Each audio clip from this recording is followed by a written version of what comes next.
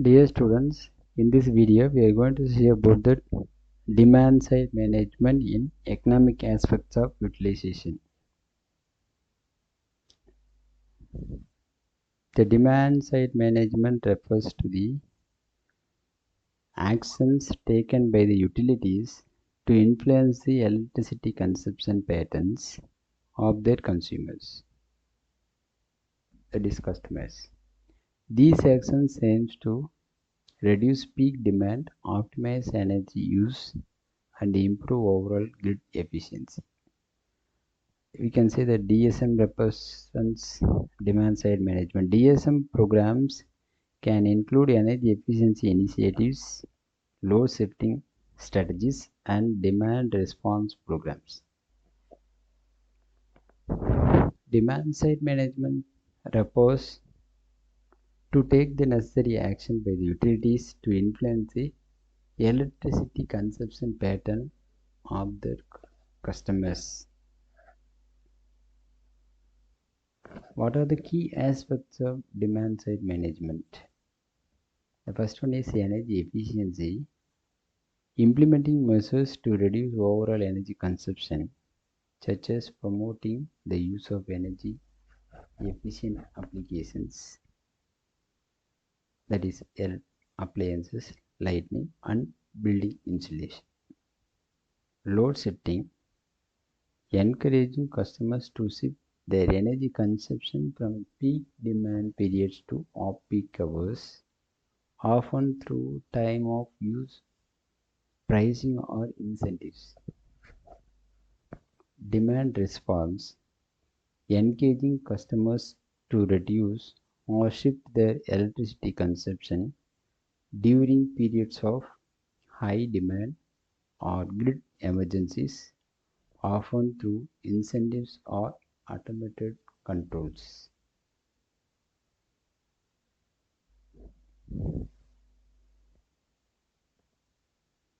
This is actually utility or power unit connected to the consumer via the grid and meters. Activities that involve actions on the demand or customer side of electric meter, either directly or indirectly simulated by the utility. This is represented by Kirk Billings in 1984. The demand side management concentrate energy conservation, resource or technology substitution, shift from energy or intensive usages, reduction in peak demand, reduction in energy use. What are the benefits of demand side management? The first one is reduced peak demand. The demand side management help flatten the load curve, reducing the need for expansive and often carbon intensive peak power plants. The second one is improved grid stability. By managing the demand, DSM can enhance the stability and reliability of the electricity grid. Third, lower energy costs. DSM can lead to lower electricity bills for customers and reduced cost for the utilities. Next, environmental benefits. DSM can contribute to reduced greenhouse gas emissions by promoting energy efficiency and reducing reliance on fossil fuels. Next, economic development. DSM can stimulate economic growth by creating new jobs in the energy efficiency sector and increasing the competitiveness of local business. Differing investments, DSM can help utilizers defer or avoid costly investment in new generation transmission and distribution infrastructure. The DSM can be achieved by enhancing the energy efficiency and the demand load management. Why DSM?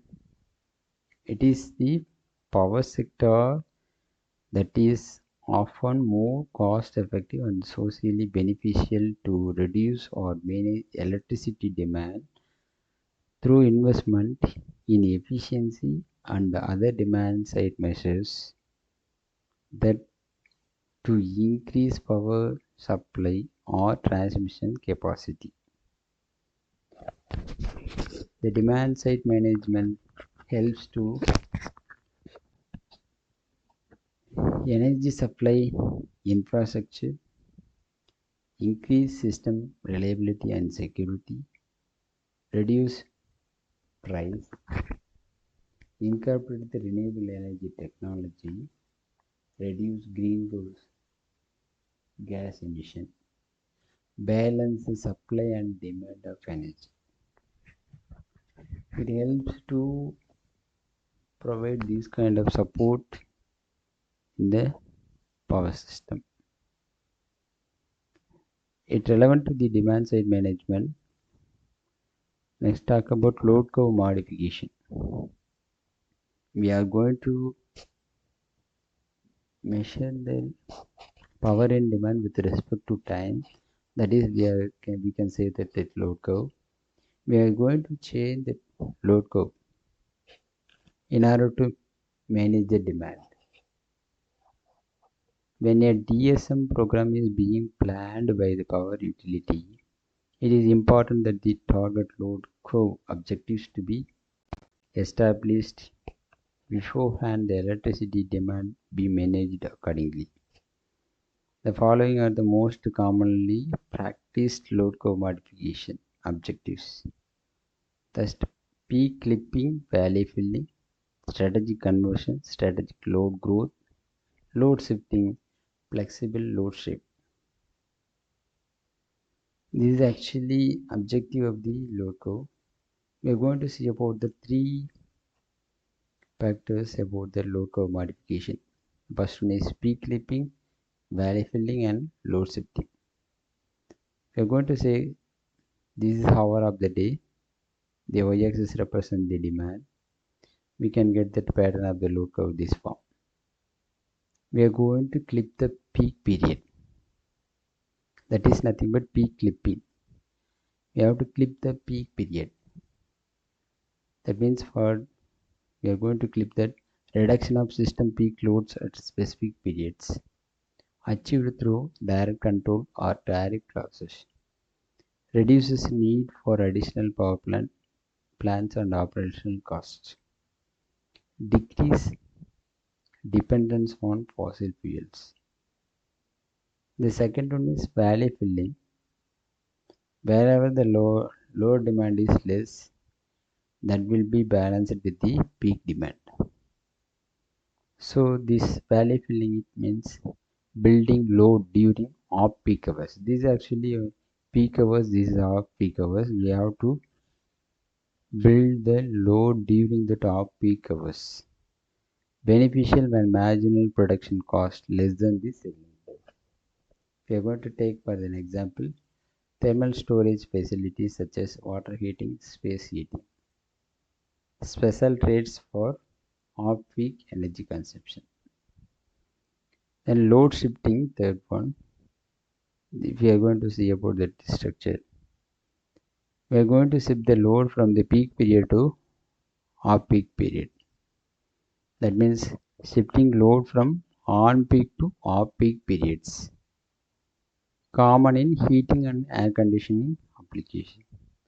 Pricing policies encourage differing non-critical loads. Example, washing machine. Use of energy storage device at consumer's end.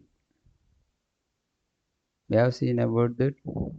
What is so far discussed about that what is demand side management, how we are going to manage the demand, what is the DSM support for the power plant. Next, load curve modification. What are the objectives?